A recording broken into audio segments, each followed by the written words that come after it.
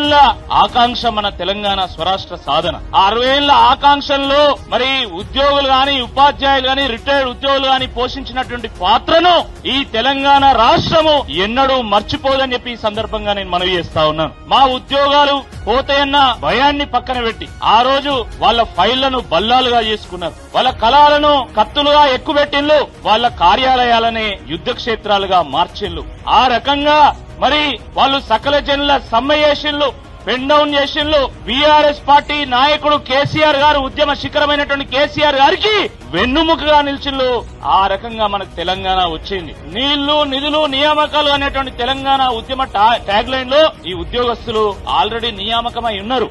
కడుపు నిండినోడు కదలడు వాస్తవానికి. కానీ నా తెలంగాణ యువకులకు, నా తెలంగాణ రైతులకు, కూలీలకు, చేనేత కార్మికులకు అన్యాయం జరుగుతుందని కడుపు కాలి కొలువు పోతుందన్న ఏ మాత్రం భయం లేకుండా రోడ్డెక్కి మనతో పాటు, మన బీఆర్ఎస్ పార్టీ నాయకులతో పాటు, కార్యకర్తలతో పాటు వాళ్ళు కూడా రాస్తారోకోలు చేసిళ్లు, ధర్నాలు చేసిళ్లు, వంటవార్పు చేసిళ్లు, సకల జనుల సమ్మె చేసిళ్లు, పెన్ డౌన్ చేసిళ్లు. దాని ఫలితంగా కేసీఆర్ గారి నాయకత్వంలో తెలంగాణను మనం సాధించుకున్నాం. ఆ రోజు తెలంగాణ సాధన కోసం కేసీఆర్ గారు జై తెలంగాణ నినాదం ఎత్తుకుంటే బిల్లా జిల్లా ఏకం కాకముందుకే కేసీఆర్ గారికి వెన్నుదన్నిగా నిలిచింది మొట్టమొదట ఎవరు అంటే ఈ ఉద్యోగస్తులు, ఉపాధ్యాయ సంఘాలు, విద్యావంతుల వేదిక అని చెప్పి ఈ సందర్భంగా నేను మనవి చేస్తా ఉన్నాను.